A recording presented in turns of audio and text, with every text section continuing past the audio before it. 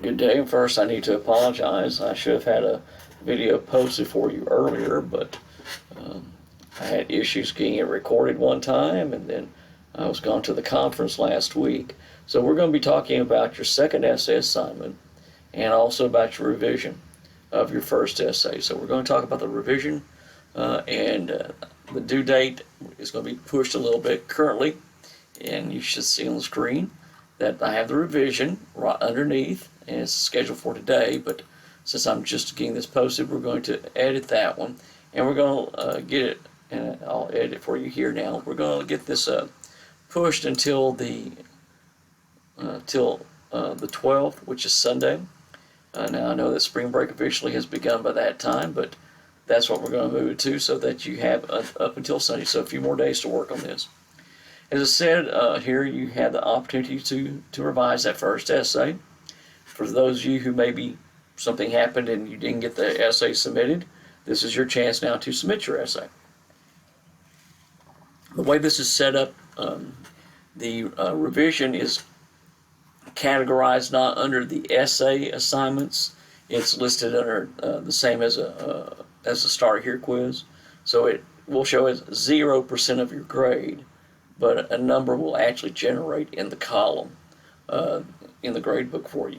And what I will do is, after I grade the revision, I'll look at that grade, and hopefully it is better than your previous submission, and I'll just flip the grade. And by doing it in this manner, by having it under a different assignment category, the first essay will not be overridden at Turnitin. It will still be there, but I can move the grade, so that grade that you currently have will move into the 0 category, and the new grade will go into the actual essay column, and it will count towards your overall average, so it'll improve it. So it's just a matter of bookkeeping, if you will, of how that does. As I noted for you, hopefully you've read that, it says that revision involves consideration of the entire essay, rethinking your thesis, make sure you have a good sound thesis, a good solid approach to the topic of higher education and its value, the use of the evidence, what evidence you used, how you explain how that evidence fits your point, overall discussion of your position on the topic. It's not just proofreading, just checking for form errors, although you need to do that. That does play into your overall grade. As hopefully you looked at the comments on the first submission, the essay that you turned in a few weeks ago. If you looked at the comments, hopefully you did, you'll note that I do go through and I pay attention to your form, and I mark it. And on the rubric, the scoring rubric, hopefully you looked over that. It shows you about form and spelling and mechanics and punctuation. All that comes into play, as does your use of MLA formatting. All that is part of it. And so you'll have that one. And again, the way you submit it, you simply click here, and it will open this up, and there should be a couple. Yeah, there's some who have already turned this in, and I'll be getting around to that. And so again, you just do the same as you did with the first essay. I do promise I'll get around to marking these. I've already read through the ones that have been turned in. I'm going to get around to marking those very shortly. So by middle of your spring break, the revision should be taken care of. I also have for you, and I noted this for you previously, but some of you may not have seen it. Under the writing process, I had some links to some different places. The UNC Writing Center had an argument, but they also had I had revising a draft. And if you click on this, it's the link. It just talks about revising a draft. The Writing Center is available, and it talks about revising drafts. How do you go about revising an essay? And this is, of course, was for your original draft after you had written your first paper. Then you want to go back and revise it before you submit it. Well, now you get a chance to revise another time. William Zinsner, who is a person who has written a number of books about composition, made this comment that rewriting is the essence of writing well, where the game is won or lost. When you go back through your essay and you pay attention, you look at it again, what revise means. You go back through it and you note what you did well and what areas need to be strengthened. So it's not proofreading. Yes, it does matter about commas and spelling and the other mechanics subject verb agreement, that's proofreading. And you can click on this one, and I'll open that one up for you. And they talk about editing and proofreading, how you need to go about that. And you have details here, such as citations, how to do so. And there's a tutorial. If you click on this one, it'll go through the tutorial on how to, how to do citations for MLA 9th edition. I put the 8th edition up there for you to look at. It's not significantly different, but it walks you through how to do this. Literally how to set everything up. And of course I have the video for you up there as well that walks you through how to do your citations.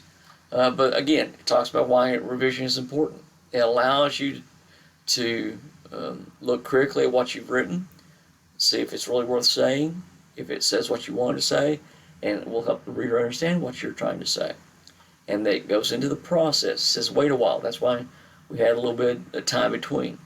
They're quoting the Scott Forsman handbook, which we don't have, but this kind of thing, big, don't tinker. You want to be looking at the large issues in the paper, the focus of it. Are you dealing with the topic? Are you focusing on the topic in a narrow enough approach? Are you staying on track? You're not going off somewhere. Talks about a little about thesis statements. Again, they have this one. That's why I like the University of North Carolina's writing center. It takes you through this. Now, I have a posted under the writing process. I had about the thesis statement, how to develop, how to go through it. This gives you another source to look at, what to look at, and they give you examples of how to do those. So again, this takes you what steps to go through. Examine the balance. Check your organization. Check your information. Are your facts accurate? Have you provided enough detail? Have you cited your information? Your conclusion. And folks, if you have to say in conclusion, you're not writing a very good conclusion. In an essay, you do not have to use such phrasing like in conclusion or as my final point or to sum up. Those are for speeches. Those kind of phrases are for speeches so that the audience will know that the speaker is about to end. In an essay, the readers know that you're ending because there are no more words. Revision is going to take you some time, which is why I apologize we didn't get this done earlier. It says give yourself just the amount of time that it took to write the essay. It says here, but I don't want to rewrite my whole paper. Well, sometimes you do not have to. Sometimes you do. If you go back to the module, the writing process in my PowerPoint, I talk about, in the PowerPoint, I discuss about revision as one of the points. And hopefully you went through this one. And it's going to call it up here. I'm going to go all the way down here about the writing process. You'll see revising. I walks you through all the different processes about drafting, and then it takes you into revision. You'll see drafting takes some time, but it says revision. That a good writer says the importance of revision and spends as much time as possible during this stage so that you now have your whole essay there. You now need to revise it. It takes a while. And it talks about sometimes you can feel that stress again, but remember, it allows you to assess, critically view your writing, and refine it. And so, again, it says take some time. It talks about writing as discovery. Well, now you get to try to find out some things. Again, here's Scott Forsman. I quoted this also. This, if you'll note, this is from the University of North Carolina.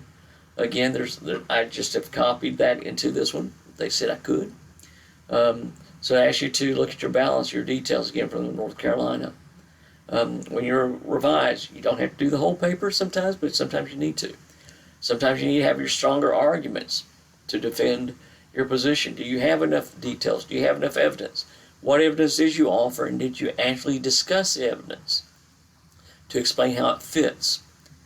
So here's a little checklist. I love this one because this is from a source that I copy. And I love this one because there's errors in it. It's like, do I repeat common words and phrases? And this was captured as an image. It's British spelling. And the errors belong to the maker. There is an irony because it says, do I repeat common words and phrases? They use repetition, which they didn't need to do.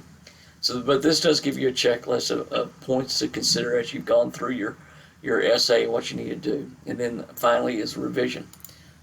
finally, after a revision, you go into proofreading. This talks about some aspects to do, how to look at it, concerns, and strategies that you're looking at.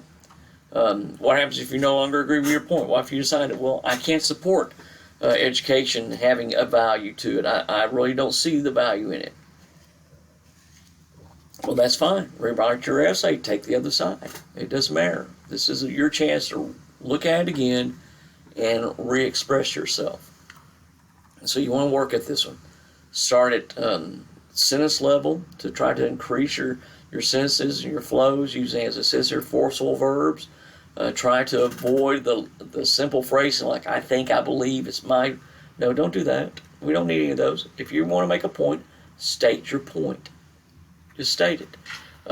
They give you the idea about don't lose meaning. Rewrite your sentences. Instead of saying there are several examples, just say Huck Finn addresses the issue. Or Huck Finn, the novel Huck Finn, offers several examples about integrity. That will work too. Instead of using placeholding phrase like there are. Those do not really contribute. That kind of phrasing doesn't really contribute. As it says here, using it is and there are kinds of sentences do not contribute to the flow and the structure of your idea. Consider revising those and looking at those. And again, this is a handout that I like, and if you'll note, going back through the PowerPoint that I gave you, they actually have, I use some of it in there. Again, I have permission to do so. And so you have those details about revising. And again, if the modules will open again, here we go. I had that underneath the writing process, but I'm afraid some of you may have skipped past that one a little bit. So I have copied it here to under, so it's the same one. When I open that one, it's the same. I just copied that, that I had, this link that I had up at the writing process module. I just copied it into the short story module as well. So it's the same one there, so you can see it. So again, when you go to your essay assignment, you'll see the first essay assignment. Now you have this one. And I moved the date a little bit for us, just in case. I did have the video over the first essay where I talked about the topic. You might want to go back and listen to that, watch that again. And if you click on this one, let's go back over what that topic involved. The topic, and again, this opening part just talks to you about argumentative essay, what is to take place, how do you argue. I had those videos up there for you also in the handouts. MLA formatting, what it's supposed to look like. And then this was your first essay. Is higher education worth the price?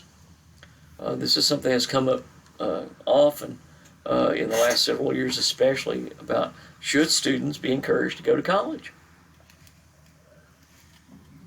And I cited for you some articles going back several years. In 2010, more than 10 years ago, Eric Kelderman wrote an article in which he said that 55% of the people polled said that college education is necessary. Then, 4 years later, and I quote this other article, you have Glenn Harlan Reynolds make a comment about people's views about college and what students learn, saying that research has shown that college students don't learn much.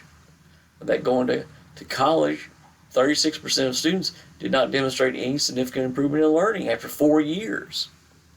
And so, you know, higher education is not seemingly benefiting these people.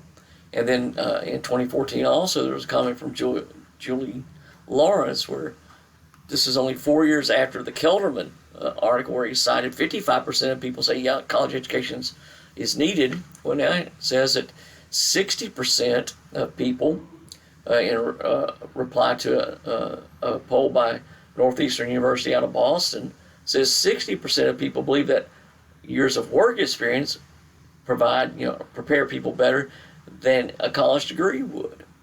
That it'd be better just go to work for a few years, spend those 2, 3, 4 years or 5 years that you would spend in college, spend those working, and you'll wind up being better off. So that was just in a 4-year from one survey to another. And of course, this is now almost 10 years ago.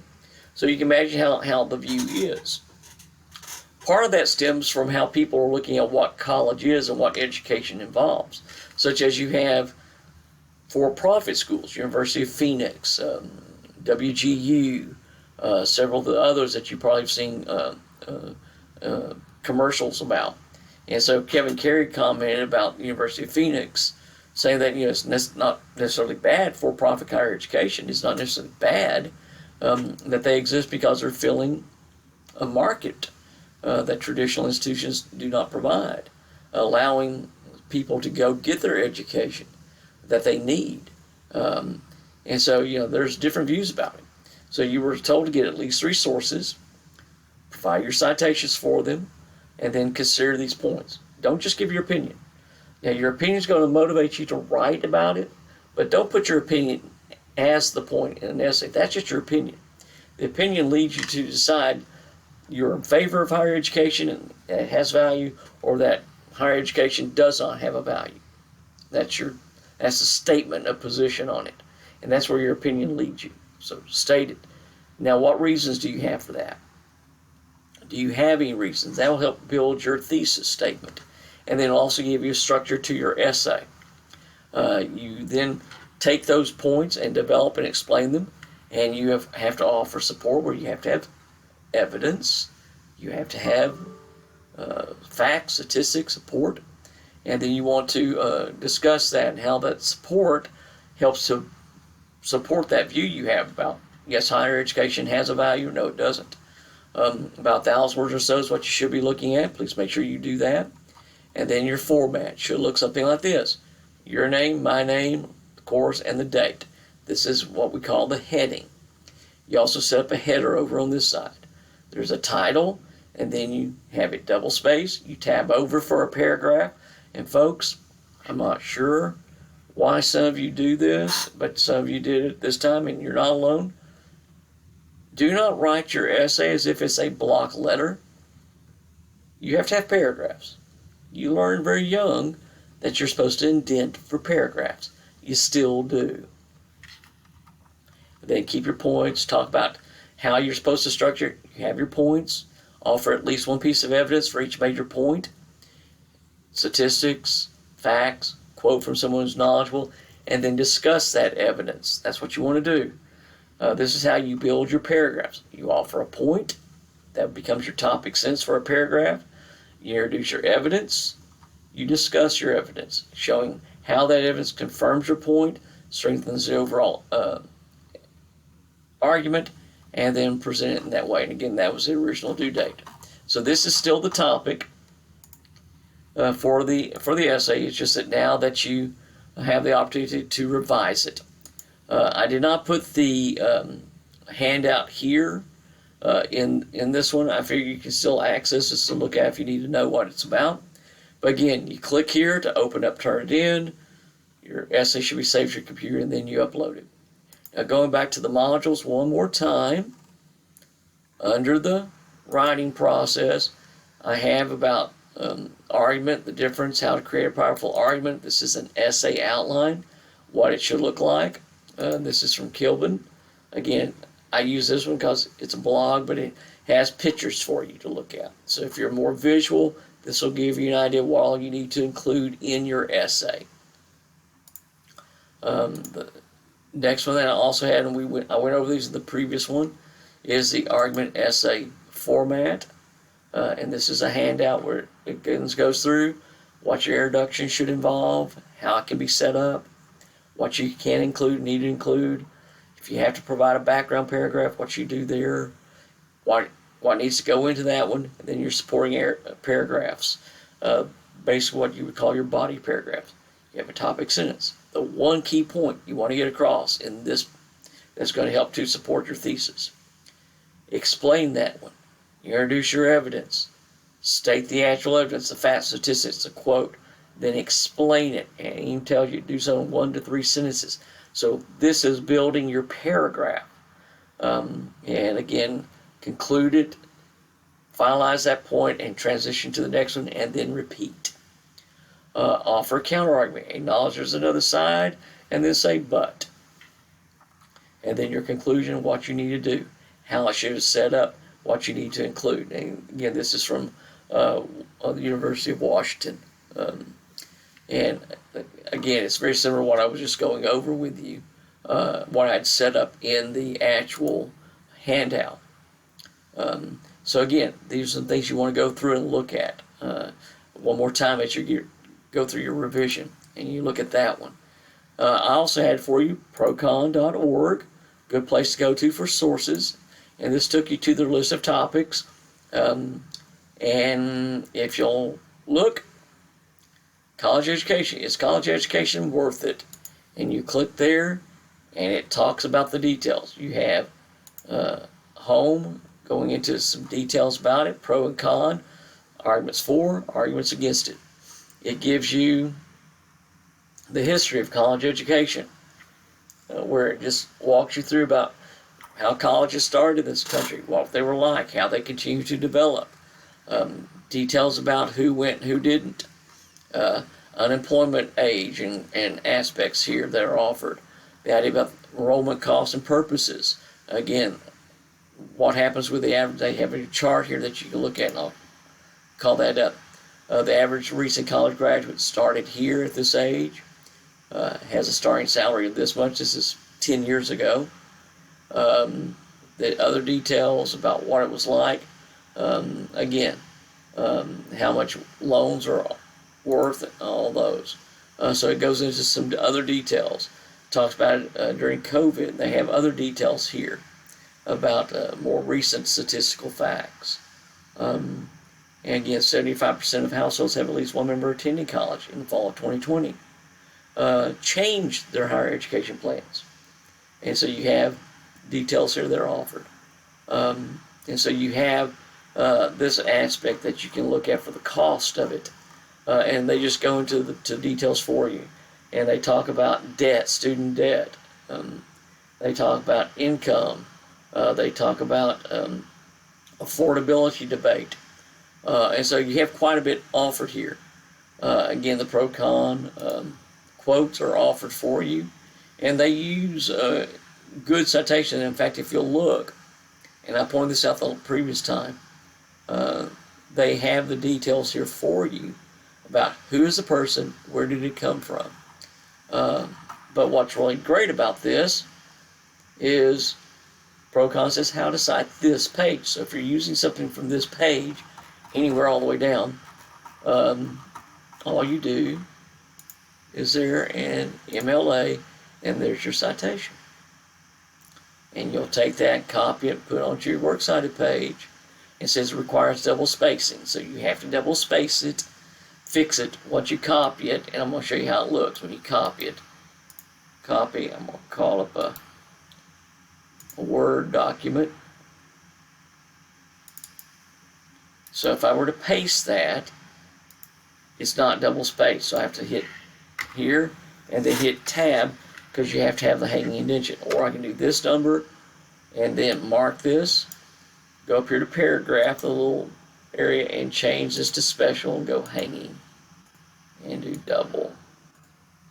And I went too many double, so let me fix that one more time. There you go. And so there you go. You can fix it that way.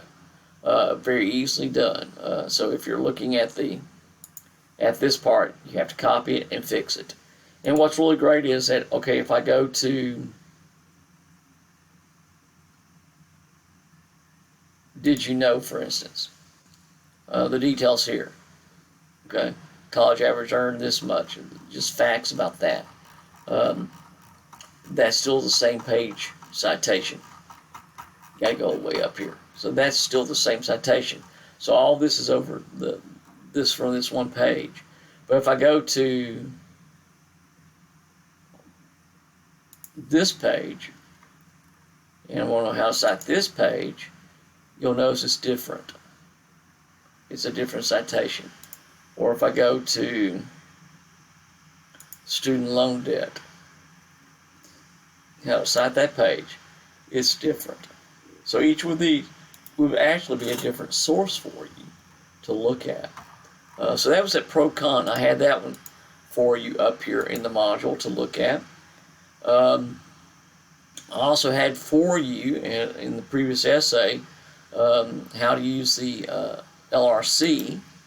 I'm just going to open that up very quickly. And you can type in here about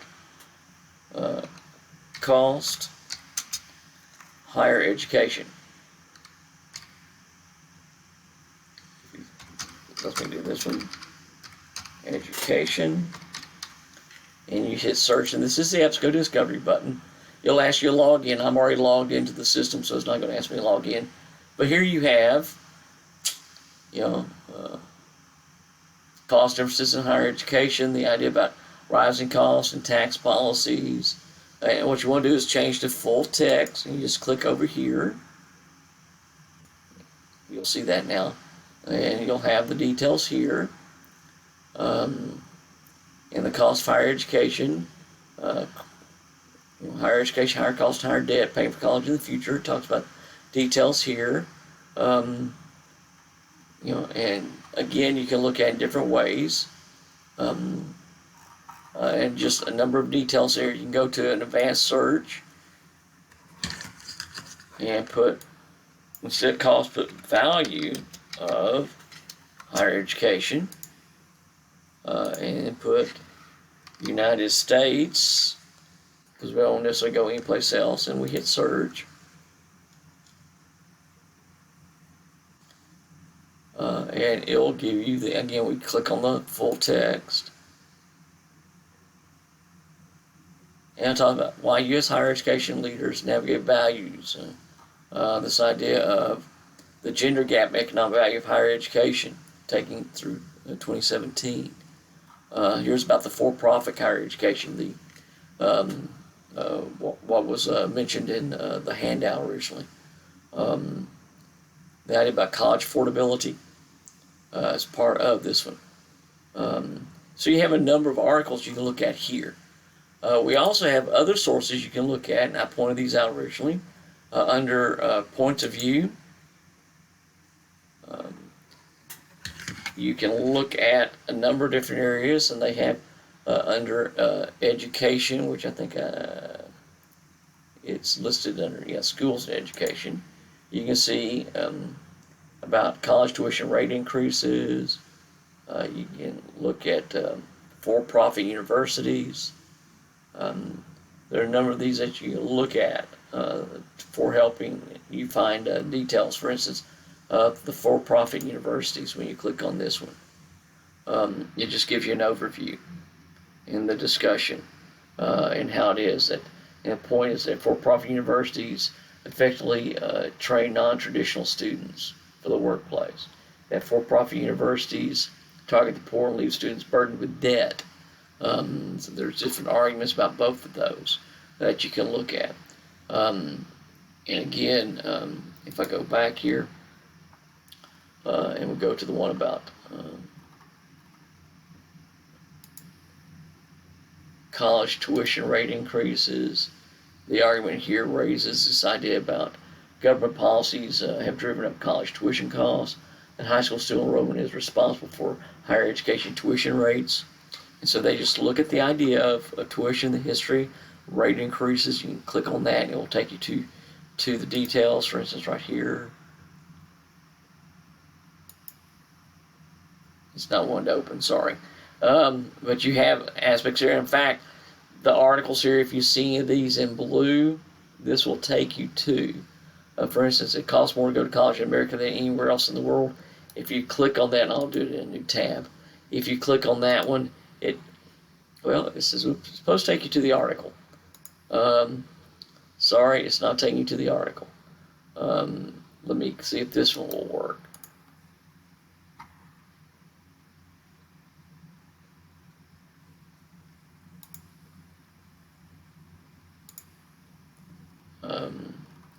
Well, it didn't take you to the right one. These are supposed to link you to the actual articles. I apologize, the links aren't working here, but they're supposed to. Is college worth it? One professor says no. This is from the Washington Post.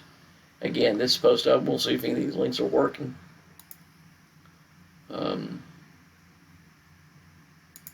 It's not quite. It's maybe because they can't find the page. So it's probably because it's an archived. Since that goes back, yeah, it goes back about 4 years. So it's probably archived, and you'd have to go into the archives of these publications. Same thing with that one, I assume. But again, they give you the details about. They give you the information here that you can look at. And again, you can look over here also for more information.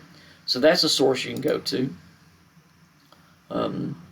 And we have another one that you can use, opposing viewpoints. Again, it'll ask you to log in if you were doing there first. It gives you a basic search, and they gave you different issues and topics to look at. And all you have to do is go up here and do the advanced search or the basic search. And if we took value of higher education, notice that actually came up, and you search for it. It'll call up sources for you to look at. College graduate on the value of higher education. This is an audio file to listen to. You have the overall value of higher education from Washington Post. This is a very short little article. It didn't say much. It's just this little comment. Bear with us. True value of higher education.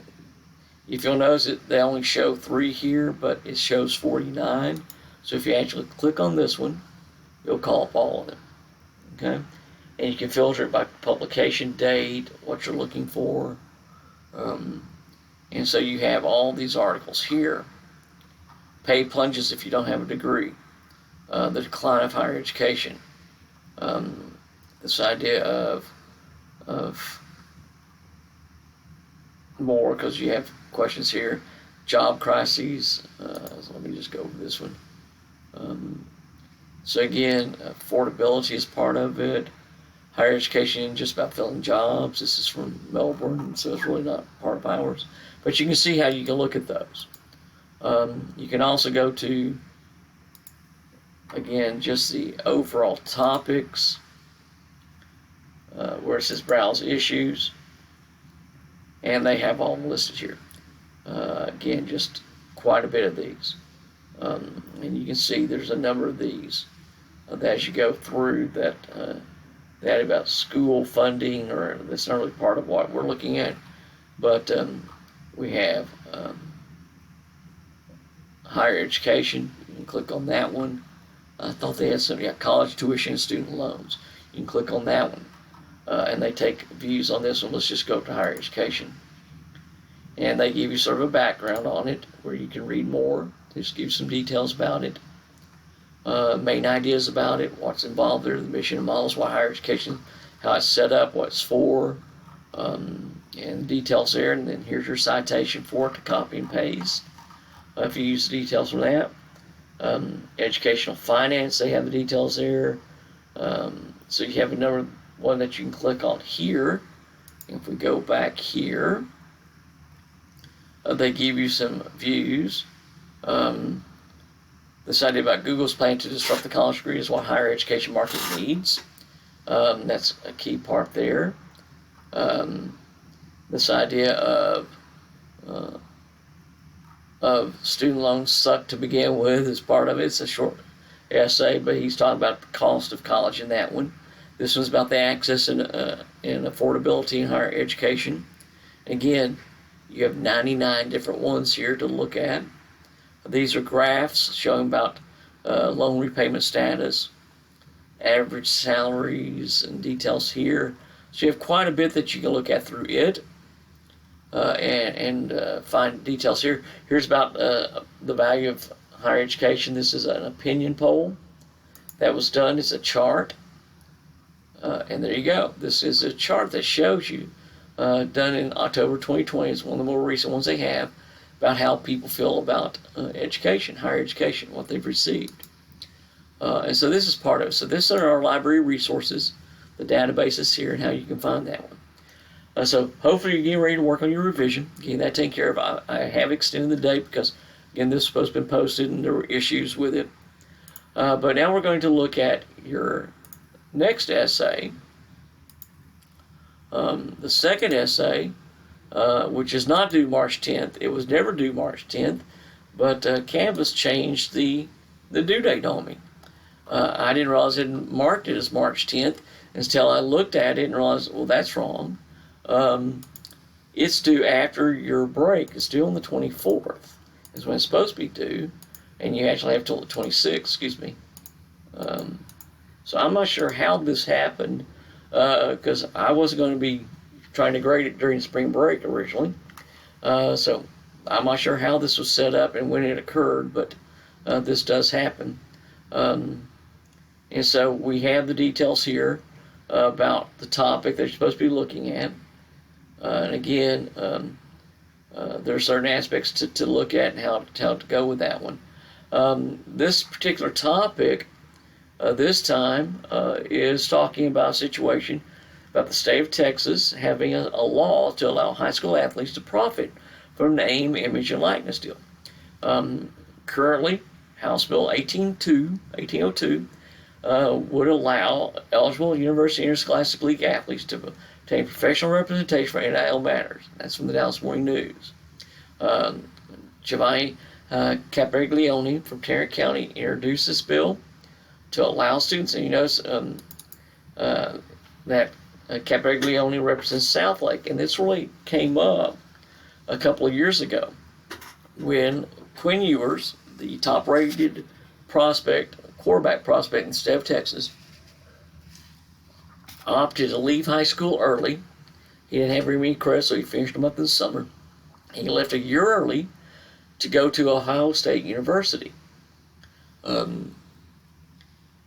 His main reason for that, he had several NIL opportunities. He could sign contracts.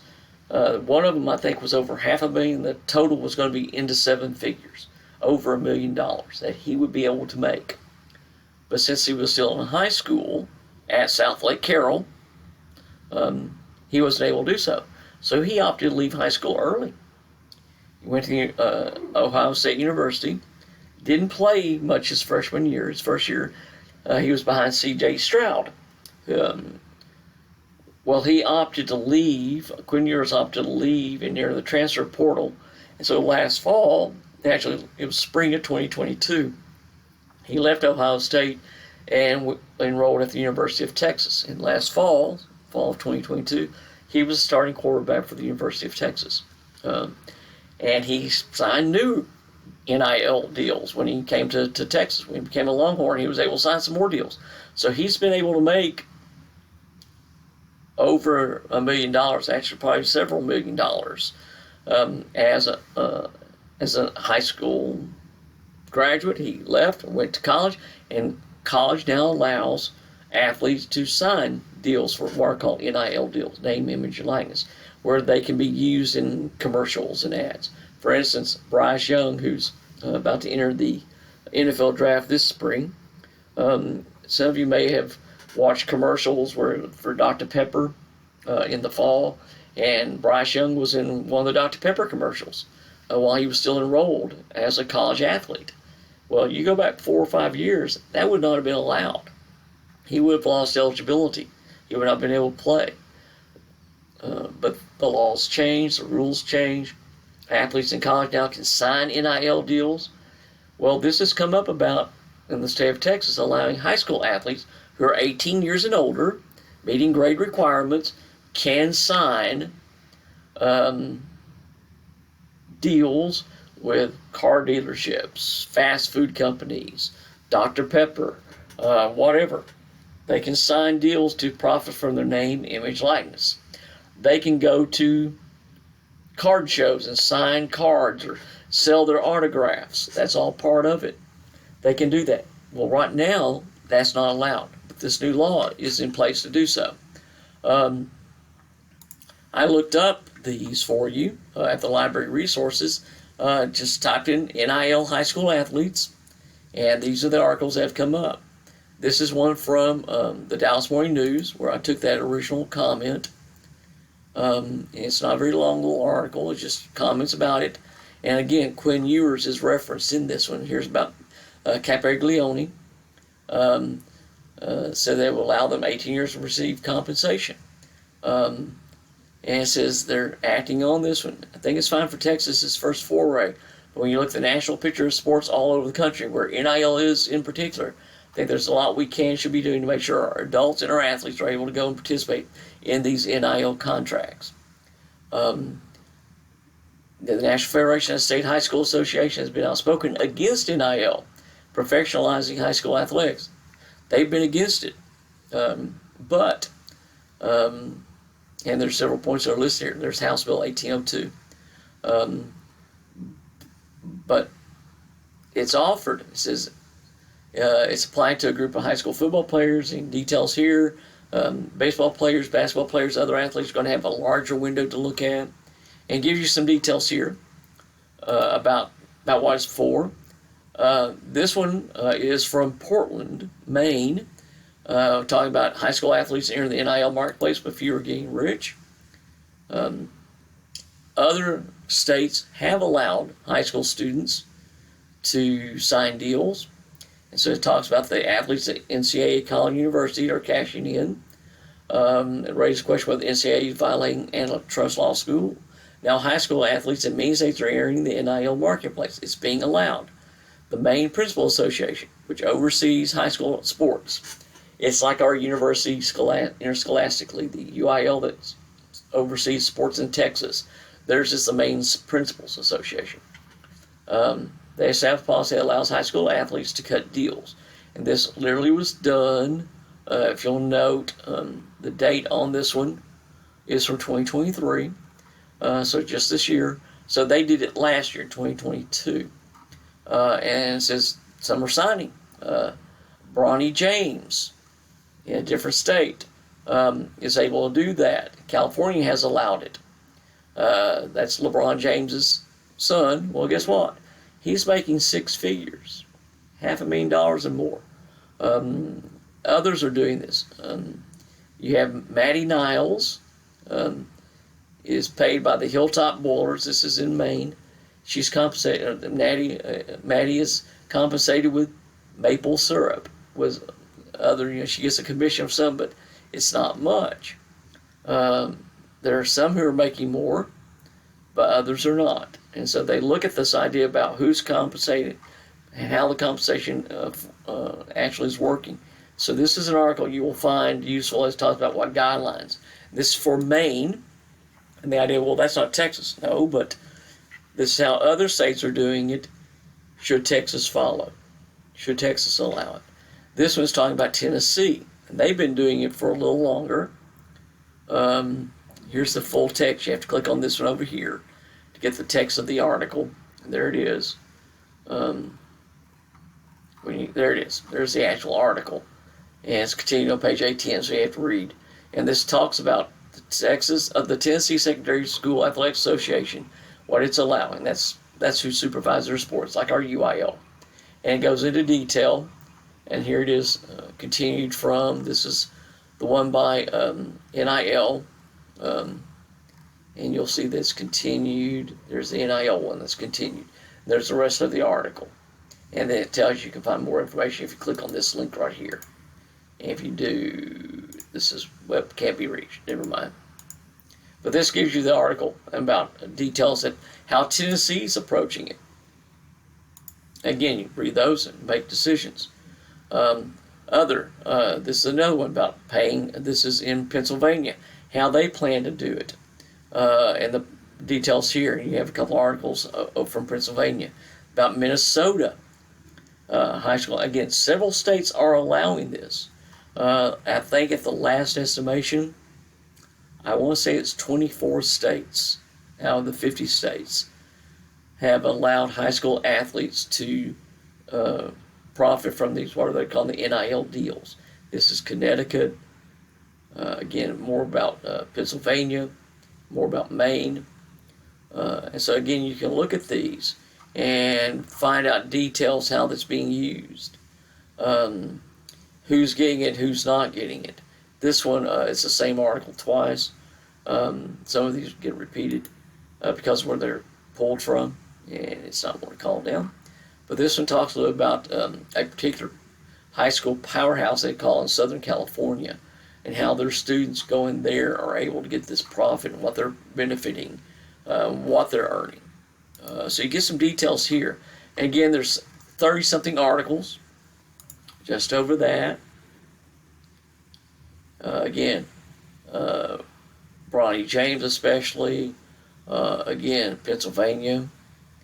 And this one says that athletes in hospital ads show clear need for clear NIL policy, how it should be set up.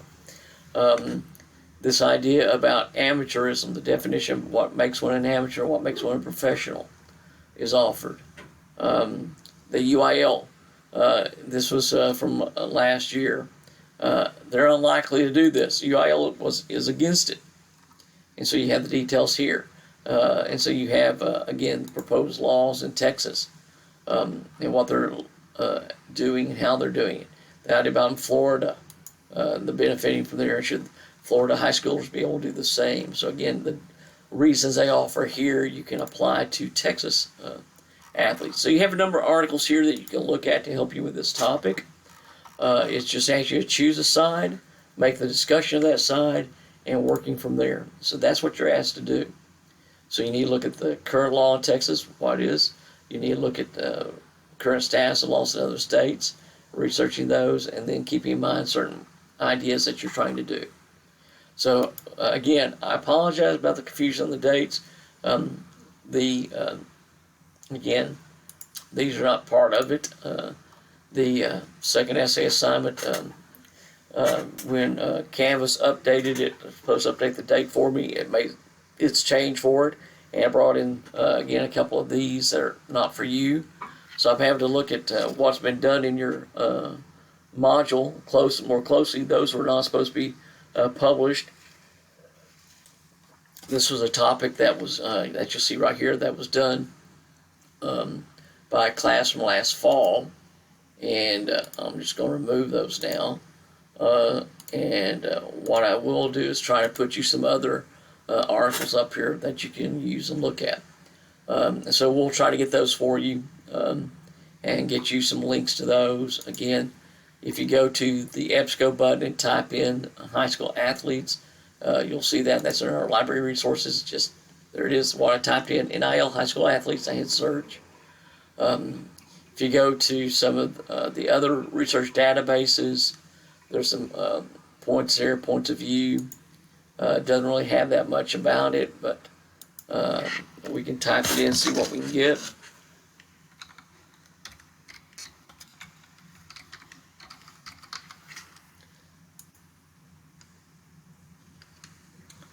And again, NIL, and the idea about athletes and high school athletes, there's another one. This is the same article that we had earlier. So you can see that some of these details here that you can look at and discuss and find out why did they allow college students, and do any of those reasons apply to high school students, because they do. So that's how you can use your sources here and look at those. So again, what we're looking at is giving you a chance to work on your essay and get that taken care of, and work on your revision, getting that taken care of. I'm going to get this posted as fast as I can. And again, I apologize for the confusion on the dates. Canvas and its glitches are always fun. So, all right, anyway, I'll get this posted. And if you have questions, you can always email me, and we'll get that taken care of.